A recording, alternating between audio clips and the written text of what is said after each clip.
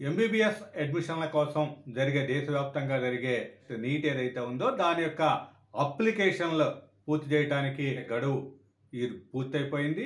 ఇప్పుడు దాంట్లో అంటే సబ్మిట్ చేసిన వాళ్ళు అప్లికేషన్లో కరెక్షన్స్ చేసుకోవటానికి విండో అయితే ఓపెన్ అవ్వబోతోంది. దీనికి సంబంధించిన నోటిఫికేషన్ నీట్ అఫీషియల్ వెబ్సైట్లో రావడం జరిగింది. దాన్ని ఒక్కసారి మనం దాన్ని ఏ విధంగా ఏ కరెక్షన్స్ చేసుకోవచ్చు, దేనికి అవకాశం ఉంది అనేది అయితే ముందుగా తెలుసుకుందాం. అయితే ఇక్కడ మే 4వ తారీఖున మొత్తం 2 గంటల నుంచి 5 గంటల దాకా ఈ ఎగ్జామ్ అయితే జరుగుతుంది. దానికి సంబంధించిన సిలబస్ అదంతా కూడా అఫీషియల్ వెబ్సైట్లో ఇవ్వటం జరిగింది. ఇక్కడ మటుకు నీట్కి అప్లై చేసిన వాళ్ళు ఎవరైతే ఉన్నారో వాళ్ళు కొన్ని అంటే ఈ అప్లై చేసే ముందు కొన్ని కరెక్షన్స్ కానీ ఇంకా చేంజ్ చేసుకుందాము అనే దానికి కొన్ని అవకాశాలు మాత్రం నీట్ ఇవ్వటం జరుగుతుంది. ఇక్కడ ఈ అప్లై చేసిన వాళ్ళు తన అప్లికేషన్ ఐడి, పాస్వర్డ్ ఇదంతా రిజిస్ట్రేషన్లో చేసుకొని ఉంటారు కాబట్టి దాన్ని ఉపయోగించి మళ్ళీ అప్లికేషన్ని రీఓపెన్ చేయొచ్చు. అయితే దానికి కూడా ఈ కరెక్షన్స్కి ఒక నిర్ణీతమైన ఒక టైంని కూడా కేటాయించడం జరిగింది. 9వ తేదీ నుంచి అంటే మార్చి 9వ తేదీ నుంచి 11వ తేదీ వరకే మొత్తం అంటే 11వ తేదీ రాత్రి 11:50 వరకే ఈ కరెక్షన్స్ చేసుకునే అవకాశం ఉంటుంది. అంటే 8వ తారీఖును అర్ధరాత్రి నుంచి అంటే 12 దాటిన తర్వాత ఈ కరెక్షన్స్ విండో ఓపెన్ అవటం జరుగుతుంది. అయితే ఇక్కడ ఈ కరెక్షన్స్ ఏ విధంగా చేసుకోవాలి అంటే మళ్ళీ అప్లికేషన్ పెట్టేయచ్చా లేకపోతే ఇది అనే దానికి లేదు. కాకపోతే ఇక్కడ కొన్నిటికి మటుకు కరెక్షన్స్కి అవకాశం అక్కడ కల్పిస్తారు. దాంట్లోనే అవి ఏంటి, కరెక్షన్ విండో ఓపెన్ అయిన తర్వాత దాంట్లో ఎలా ఉంటుంది, దాన్ని ఏం చేయాలి అనేది అయితే చెప్పడం జరుగుతుంది. దాన్ని చివరి వరకు కూడా ఈ వీడియో చూస్తే మీకే దీంట్లో అర్థమవుతుంది. ఇక్కడ రిజిస్ట్రేషన్ చేసుకున్న వాళ్ళు మాత్రమే అంటే కొత్తగా ఇక్కడ అప్లికేషన్ పెడతాము మళ్ళీ అంటే కుదరదు. ఇక్కడ రిజిస్ట్రేషన్ మొత్తం సక్సెస్ఫుల్గా చేసుకున్న వాళ్ళకు మాత్రమే కొన్ని మార్పులు ఏమైనా చేసుకోవాల్సి ఉంటే దానికి మాత్రమే అక్కడ అవకాశం ఉంటుంది. దానికి కూడా ఇక్కడ ఫీజు అనేది ఉంటుంది, అడిషనల్ ఫీజు అంటే కరెక్షన్ ఫీజు అనేది ఉంటుంది. అక్కడ అది ఎంత ఏ కరెక్షన్కి ఎంత ఫీజు కట్టాలి అనేది కూడా చూపించడం జరుగుతుంది.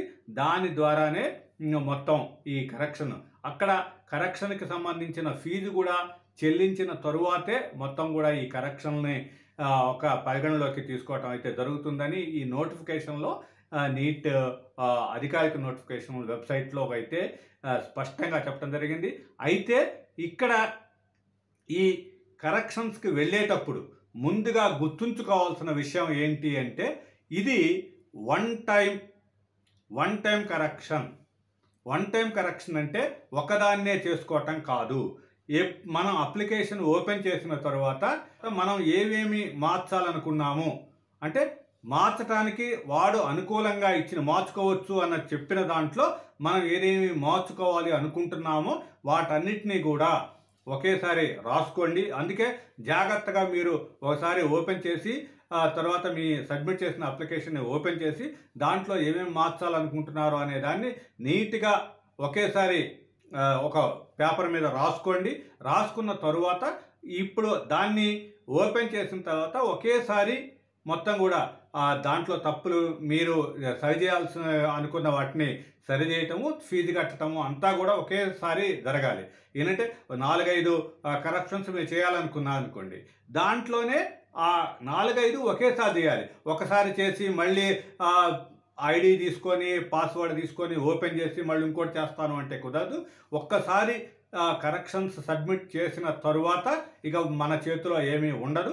కాబట్టి ఇక్కడ నీట్గా గుర్తుంచుకోవాల్సింది ఏంటంటే ఎప్పుడైనా కరెక్షన్ బాక్స్ ఓపెన్ చేసినప్పుడు ముందుగానే దాంట్లో అప్లికేషన్లో ఉన్న వాటిని ఏమేమి చేయాలనుకునే వాటిని పూర్తి స్థాయిలో దానికి సంబంధించిన సర్టిఫికెట్లు ఇవన్నీ కూడా దగ్గరగా ఉంచుకొనే అప్లికేషన్లో కరెక్షన్ చేయాల్సిన అవసరం ఉంటుంది. అయితే ఇక్కడ ఇది వన్ టైం, అందుకే వన్ టైం కరెక్షన్ అనే వర్డ్ని క్లియర్గా నోటిఫికేషన్లో వాడటం జరిగింది. అయితే దీంట్లో కరెక్షన్ చేయాలి అంటే ఇది పేమెంట్ కట్టాలి, ఇదంతా ఉంటుంది. అయితే దీంట్లో అన్నిటినీ కూడా మొత్తం అప్లికేషన్లో ఉన్న అన్నిటినీ కూడా కరెక్షన్ చేయొచ్చా అంటే లేదు.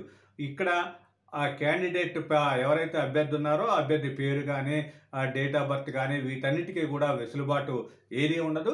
ముందుగా ఇచ్చిన ఆ అడ్రస్లు పర్మనెంట్ అడ్రస్ కానీ ఇవన్నిటిని కూడా ఎలాంటి చేంజ్లు చేయడానికి అవకాశం ఉండదు. అయితే ఇక్కడ ఏమేమి చేంజ్ చేసుకోవచ్చు, ఆప్షనల్ ఏమున్నాయి అనే దాన్ని కూడా నోటిఫికేషన్లో ఇవ్వటం జరిగింది. వాటిని ఒక్కసారి మనం క్లియర్గా చెప్పుకునే ప్రయత్నం చేద్దాం. ఇక్కడ అంటే అప్లికెంట్ ఎవరైతే ఉన్నారో వాళ్ళ యొక్క ఫాదర్ నేము, తరువాత ఆక్యుపేషన్, లేకపోతే మదర్ నేము, లేకపోతే ఆక్యుపేషన్, వాటిని ఏదో ఒకటి కరెక్షన్ చేసుకునే అవకాశం ఉంటుంది. అంటే ఇప్పుడు ఫాదర్ నేమ్ పెట్టారు, ఇప్పుడు మదర్ నేమ్ పెడదాం అనుకున్నారు అనుకోండి, అలాంటి వాటిని కరెక్షన్ చేసుకునే అవకాశం అయితే ఉంటుంది. అది ఒకటైతే, ఇంకోటి ఎడ్యుకేషన్ క్వాలిఫికేషన్ డీటెయిల్స్లో ఏమన్నా డీటెయిల్స్ ఏదైనా తప్పుగా రాసినా లేకపోతే పొరపాటుగా రాసినా వాటిని సరిదిద్దుకునే అవకాశం అయితే ఉంటుంది. అది 10th క్లాస్ కానీ తర్వాత 12th క్లాస్, ఈ రెండింటి యొక్క డీటెయిల్స్ని సరి చేసుకునే అవకాశం అయితే ఇవ్వటం జరిగింది. అదేవిధంగా ఇక్కడ స్టేట్ ఆఫ్ ఎలిజిబిలిటీ అంటే మనం ఎక్కడైతే ఎగ్జామ్ రాయాలి అనుకున్నామో ఆ స్టేట్ యొక్క ఎలిజిబిలిటీని అంటే దానికి సంబంధించిన కాలంని మార్చుకునే అవకాశం ఉంటుంది. అంటే దాన్ని మనం పర్మనెంట్ అడ్రస్ తర్వాత temporary present address permanent address ఇస్తాం కాబట్టి దాని ఆధారంగానే స్టేట్ ఆఫ్ ఎలిజిబిలిటీ దాన్ని మార్చుకునే, అంటే ఇక్కడ ఇప్పుడు ఆ ఏపీ కానీ తెలంగాణ, కొంత ఏపీలో ఉంటారు, కొంత తెలంగాణ ఉంటారు, అది పెట్టుకోవాలి ఇది పెట్టుకోవాలండి. దానికి ఆ నియమ నిబంధన రూల్స్కి అనుకూలంగానే ఇక్కడ మొత్తం కూడా స్టేట్ ఆఫ్ ఎలిజిబిలిటీని మార్చుకునే అవకాశం ఉంటుంది. అదేవిధంగా కేటగిరీ మనం ఏదో ఒకటి ఇప్పుడు ఈబీసీ పెట్టాలని పెట్టుకున్నారు, లేకపోతే ఇంకోటి ఉన్నారు, జనరల్ కేటగిరీ పెట్టారు, ఆ కేటగిరీ కూడా మార్చుకునే అవకాశం ఉంటుంది. ఈడబ్ల్యూఎస్ వాళ్ళు కొంతమంది జనరల్ వాళ్ళకి ఈడబ్ల్యూఎస్ సర్టిఫికేట్ వచ్చి ఉంటుంది, తర్వాత దాన్ని మార్చుకునే అవకాశం కూడా ఉంటుంది. అదేవిధంగా ఇక్కడ సబ్ కేటగిరీ దాంట్లో ఉండే సబ్ కేటగిరీని కూడా మార్చుకునే అవకాశం ఇంకోటి ఉంటుంది.